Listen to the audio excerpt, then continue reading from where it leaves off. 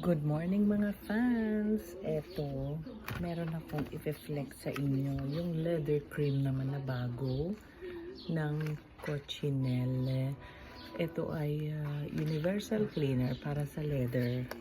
Alam nyo ba na itong aking bag na Michael Kors, isang beses ko lang siya nasuot at nagamit, pero hindi na siya ganon ka-glossy.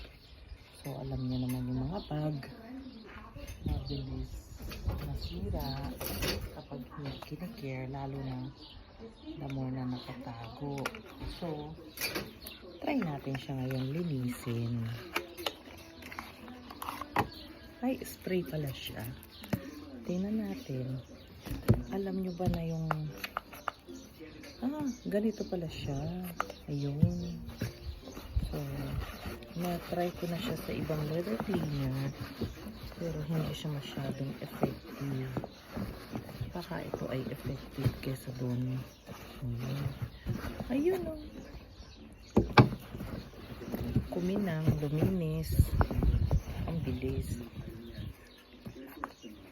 Yun nga lang, konti lang siya. Hindi siya kagaya ng iba na leather cleaner na yung ginamit ko sa home, mabilis, malinis, tsaka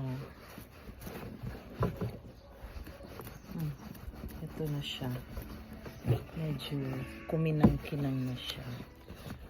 Tapos kailangan pala gamitin nga araw-araw ang mga bag, kasi the more na nakatago, the more na masisira siya.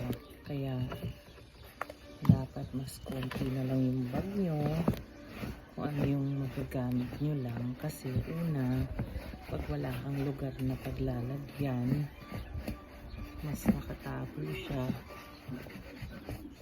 sayang yung pera nyo, diba? So, para hindi masayang, linisin na talagaan